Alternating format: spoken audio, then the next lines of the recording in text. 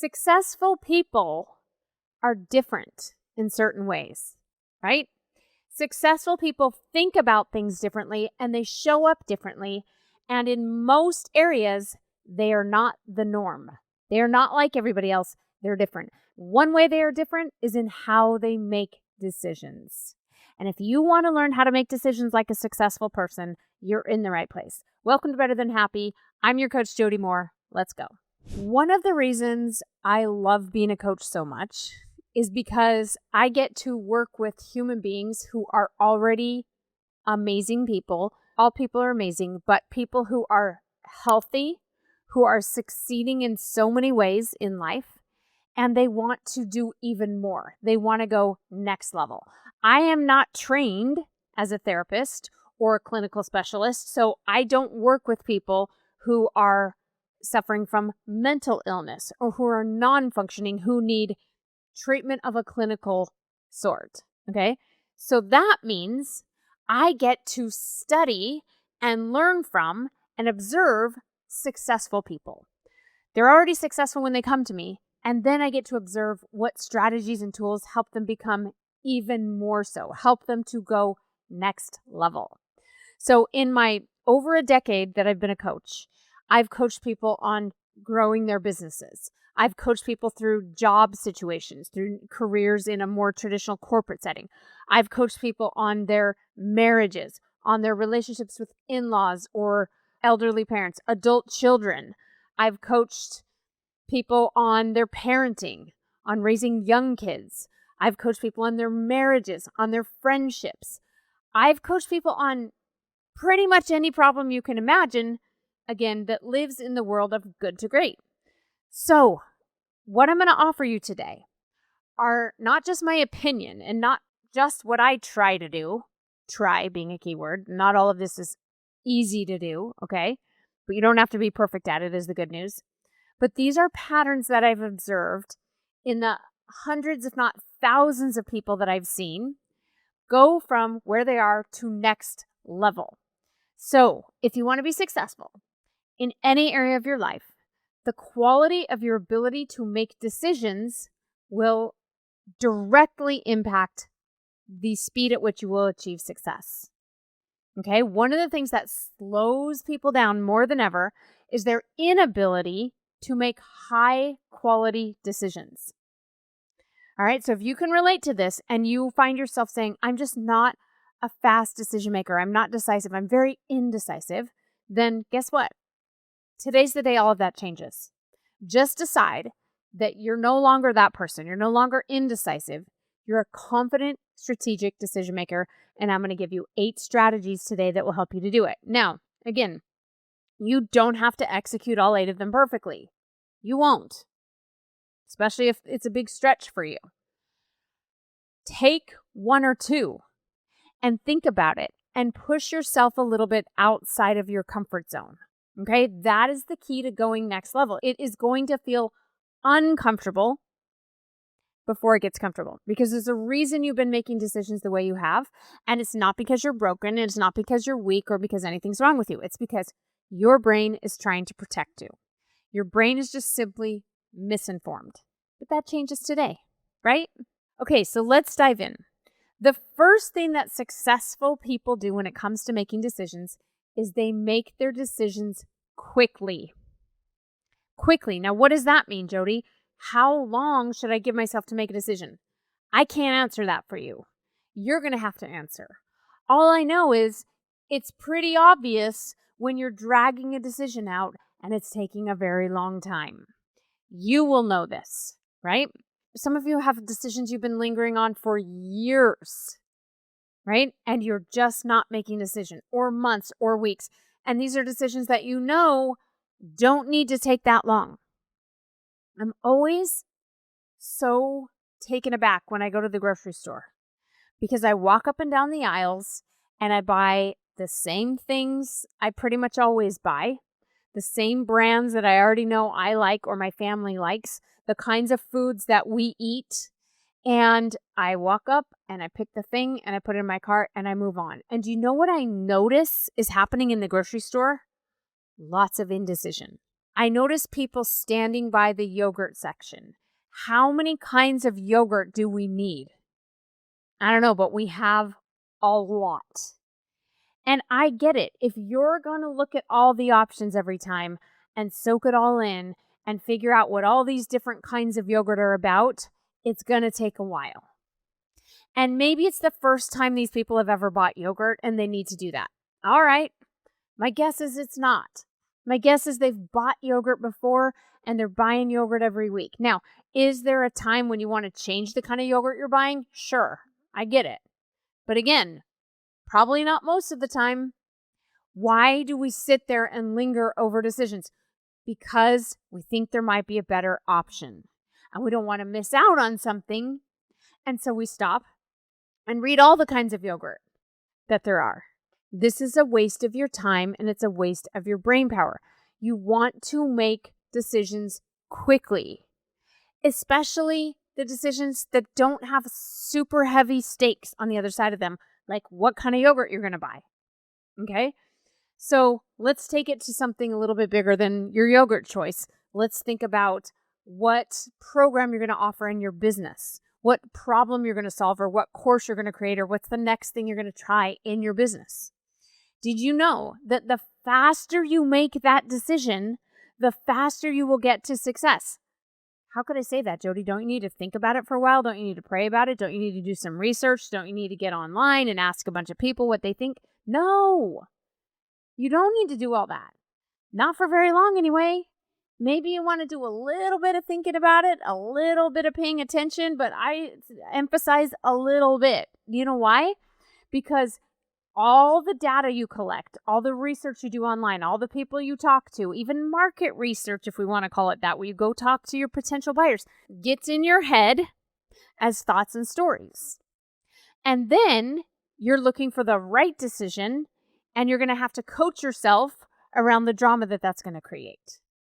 Okay, so I like to check in first and foremost with my gut and any data I have from my own business, or a little bit more tangible information coming from any work I've already done. But beyond that, I like to just pick something and go. Because once you put something out, that's when you're really going to get the real market research. That's the true feedback about whether or not this is a good idea. You put it out into the world, you offer it to people, and you see if anyone wants to buy it. If they don't, then we go back and start again.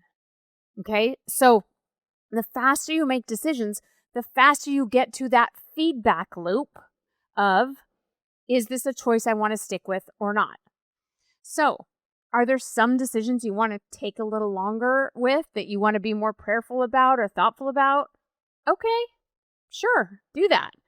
But I still think even with those, the faster you make this decision, the better off you are. Because when you're going to know with a little bit more certainty? After you make the decision and proceed forward, not before. So Jody, what if I get partway down a path and I realize I made the wrong choice? Well, then now you know, and you make a different choice, and you go back and you change it. But before you make the decision is the hardest time to know. You got to go all in on something. You got to commit to something, usually before you're actually going to get the kind of feedback, whether it be your own internal knowing, God guiding you in some way, or the world outside of you telling you. That's the way that you get to success faster. Make decisions quickly. Number 2, successful people make lots of decisions. Lots of decisions. I hate to break it to you, but there are lots of decisions to be made all day long. We live in a world that has so many options. This is a beautiful thing and an unfortunate thing, because it means we have lots of decisions to make. Now, as much as possible, you want to make your decisions ahead of time so that you can minimize how many you have to make, but I would just expect that you're going to have to make lots of decisions.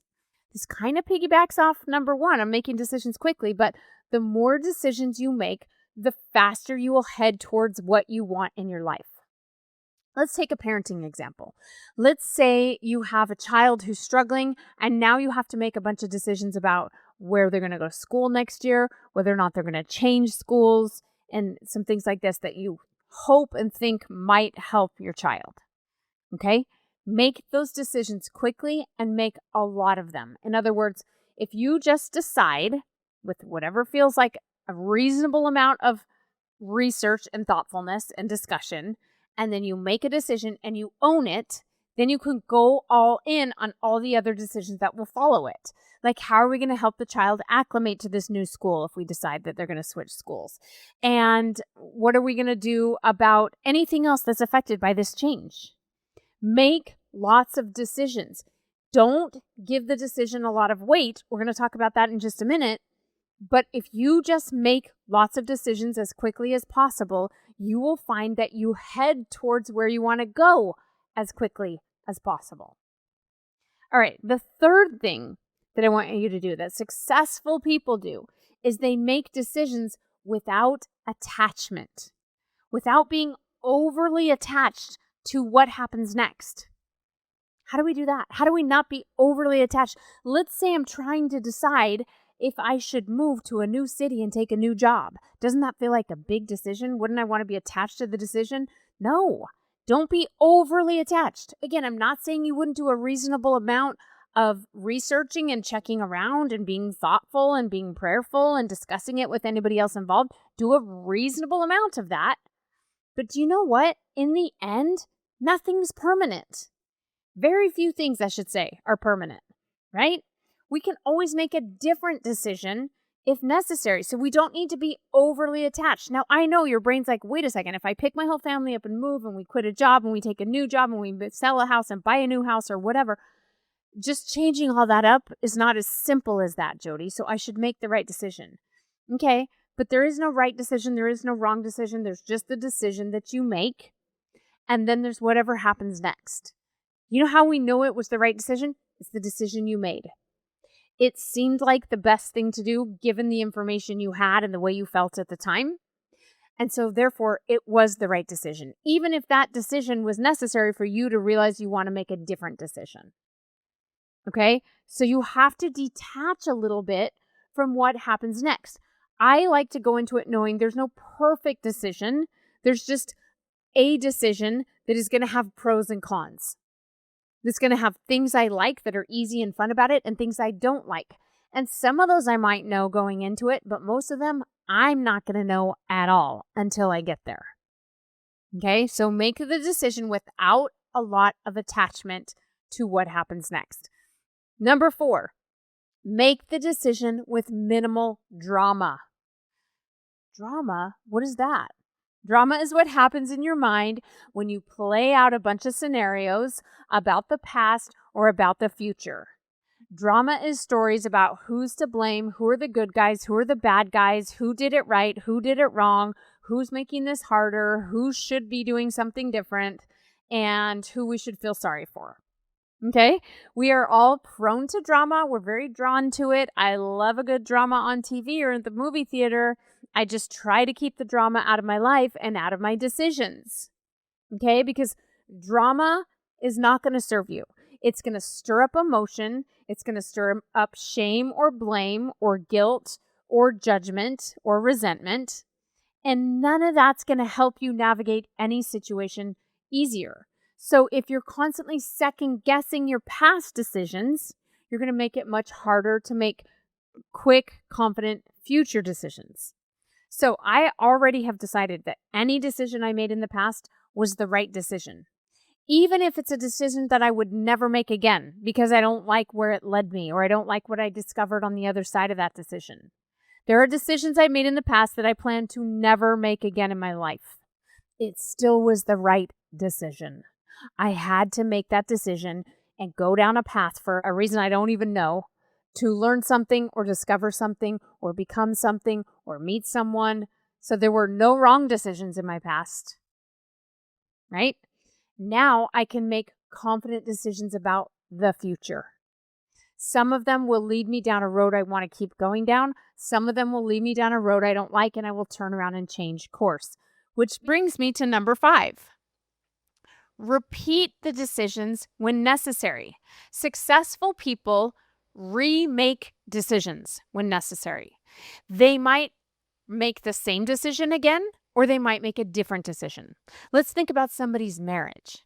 If I'm in a successful marriage, how would you define it? You get to define success for yourself in any area of your life, but especially in your marriage. But for me, a successful marriage means that I'm happy overall. Don't have to be happy all the time, right? But I enjoy being with my husband. I feel like he appreciates and enjoys being with me sometimes, not all the time. Okay. And that we are aligned in what we're trying to create in our family and in the shared parts of our life. That's what I want in my marriage, right? So if I don't continue to make the decision to be in this marriage, I'm going to feel stuck or trapped. I see people all the time who have this feeling in their marriage, that they're unhappy in their marriage. They're not having whatever they would define as success in their marriage, but they feel stuck or trapped. And I don't know about you, but back when I got married, people told me advice like divorce is not an option, which is actually a lie. Divorce is an option. Unless there's some crazy reason I don't know about wherever you live, then divorce is an option. Okay? So the reason I want you to remember divorce is an option is so that you can remake that decision. Sometimes you have to re-decide to be in that marriage. And it doesn't mean that the marriage has to be easy or amazing or successful all the time. You might be deciding to stay in that marriage because of your children or because you want to work on it. And over time, you want to make it better and you want it to become easier and more enjoyable. You might be staying in that marriage because staying in the marriage feels easier today than leaving the marriage. I don't care what your reason is, as long as it's a reason that you like well enough, then you're allowed to stay in your marriage or you're allowed to leave your marriage, right? You're allowed to leave your marriage for any reason that you deem a good enough reason. And that can be any reason. So successful people understand this. People who are happiest in their marriage know that they could leave that marriage anytime they want to, and they would be okay, and it doesn't make them a terrible person. Most people are trying to do the opposite. They're trying to tell themselves like, no, that's bad to leave. That would be failure or something. And they think that's going to create success. It doesn't, because successful people understand that they always have choices. Therefore, they are making the conscious choice to stay. All right, let's go to number 6. Successful people don't revisit decisions when it's not necessary to do. Okay, this is one thing that I've found has served me really well in my business, is I might have like a software service that I'm using, like something that manages my email or manages my website or my calendar or something like that, right? And I'll be in a group of other entrepreneurs and hear somebody talking about a software platform that they use, that they love. And I notice people all around me going, now, what is that? And they're writing it down. And I'm always curious, like, do you not have a software that provides that service for you? And they'll say, no, I do, but that one just sounds so much better. And I'm like, okay, but if you're going to switch all of that over, that's a lot of work and that's a lot of resources and that's a lot of time and effort and energy. So tell me, is your current software platform dropping the ball in some way? And there's no perfect platform out there, right? They all have some shortcomings and weaknesses, but I guarantee the new one that you're going to switch to is going to have different shortcomings and weaknesses, just like if you switch husbands or you switch wives or you switch houses or almost anything that you change a circumstance in is going to have different strengths and weaknesses, okay? And I'm not saying you can never change a circumstance. I'm just saying constantly having to decide which one to use because you got wind of another option is exhausting. Okay, so people will ask me all the time about certain systems I use or routines I use or processes that I use, especially in my business. And they'll say, "What now? Why do you do it that way?" And I'll say, because it's working great. And I don't want to waste my brain making a decision about a different way to do it. So it's working well enough. It's getting the job done. I don't need to revisit that decision. Now, there are times, like I said before, when we need to revisit a decision, but there are many, many times when you don't need to. Even though somebody's suggesting another option, great. But if that's not the thing that I think is going to move the needle the most in this area of my life, I'm not wasting my time on another decision that isn't necessary. Okay, so do not make decisions, new decisions, when it's not necessary. Let things be imperfect. The grass is not greener, as we like to say, right? Number 7, people who are successful. And this is a really important one. And then the last one is probably the most important. So I'm glad you're with me still. Stay with me. People who are successful make decisions by looking forward more than looking backwards. Okay, now this is a tricky one. Your brain much prefers to look backwards, to say, hey, that thing I did before didn't work. That thing I experienced in the past was painful. That experience I had didn't lead where I wanted it to go. And yes, your past decisions provide you some data and some information. So I'm not saying it's irrelevant. I'm not saying we don't look at the past at all. I'm just saying I want you to spend a lot more time thinking about the future. What are you trying to create in the future? Because if you just make decisions from the past, which is what most people do, then at best, you will make tiny little enhancements on things from the past. That's only some of the time. Much of the time, you will just continue to repeat patterns of the past. But if you make decisions from the future, you can make incremental leaps and changes, but it will mean letting go of some of the past, even some of the things that worked great in the past. Okay, let me give you some real examples to help with this. Let's say you're trying to improve your health in some way. You want to get healthier, and so you're changing your eating habits, or you're going to start exercising more, etc. People love to do this from the past. They'll say things like, I want to get back to the weight I was at fill in the blank time of their life, before I had that baby, or pre-menopause, or whatever it was.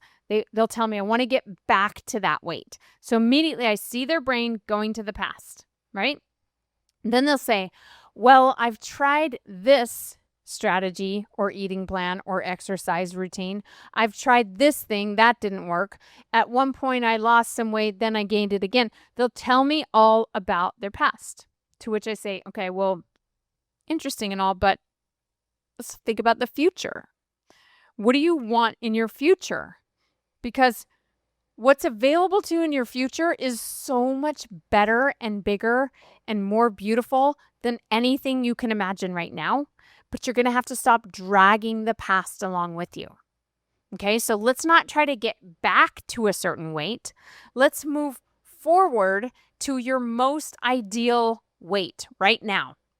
Maybe that does happen to be numbers-wise exactly the same as what it was some other time, but it's your body's not the same. You're not the same. Your age is not the same.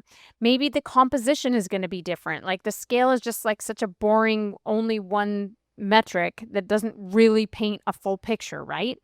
So let's think about the future. Let's think about what you want to have happen. Again, not that the past is irrelevant. It can inform us a little bit. But now let's think about what we want in the future and paint a picture of that. This is really hard for your brain to do if you're anything like me, because it requires imagination. It requires believing in something that part of your brain is going to go, well, that's probably not possible for me. I'm sure other people can do that, but not you. You're not that kind of person, right? This is what your brain may try to tell you. So you'll have to put aside your own doubts. You'll have to believe in something that you've maybe never believed in before. You have to believe that you can achieve something you've never achieved before. Like, what if in the future it could be easier than it's ever been? What if you could create more success than you've ever even known? What if you could be your healthiest at whatever age you are right now than you've ever been in your entire life? You can, but you're going to have to start looking to the future. I see the same thing with entrepreneurs. Coaches will say things to me like, well, kind of want to make this change, or I'm thinking about offering this program in my business, but my clients, they really like this part and they don't want to see this change, or people keep wanting me to offer this thing. And I say, okay, but are you making decisions for your past clients or for your future clients? Because we love your past clients and they're all invited to come with us into the future. At least the ones that you want to bring with you, right? Probably most of them. They're more than welcome to come. But you're not the same person, and you're not going to have the same business in the future that you have today, right? Your business is going to grow, you're going to evolve, and we got to make decisions for your future clients, not for your past clients, unless you want to keep recreating the past. Okay? Lastly, successful people make decisions knowing that they will be the ones ultimately to create their result, not the decision itself. This is the most important of all of the ones I'm giving you today. If you hear nothing else, please do me the favor and hear this one. There is no perfect decision. There's not even a right decision or a wrong decision when it comes to the types of things we're talking about today. Should I homeschool my kids or keep them home? Should I take this job or should I not? Should I marry this guy or not? Should I leave my marriage? Should I try this thing in my business or that thing? What should I do? We're not talking about, this is not a choose the right situation. This is not a, should I rob the bank or not? That's a choose the right situation, right? Do we steal or tell the truth? Tell the truth. That's the right decision. But that's not what we're talking about in most of our life here with these kinds of decisions. We're just talking about which path should I go down? They all have pros and cons. They all have things that will come easier to us that we'll appreciate and like and things that we'll hate. Or maybe some of them have a lot more things we'll hate than others. But if I don't know that from where I am and I can't tell it with just a reasonable amount of research, then it wasn't meant to know it until I get there and discover it on my own. And I need to discover it for some reason. I need to have an experience with it. I need to meet someone that I'm going to meet. I need to learn something that I could only learn in that way. And therefore, they're all right decisions. Ultimately, I'm going to create my result. So I remember 2 years ago when my husband and I decided that we wanted to move our family here to San Diego, California, where we now live. And we were looking at houses and we were trying to decide exactly what area we were going to live in, right? And I was so glad I understood this concept because yes, we're going to check out the house. We're even going to check out the schools and things like that. And we're going to do a reasonable amount of research to figure out, is this an area we want to live in?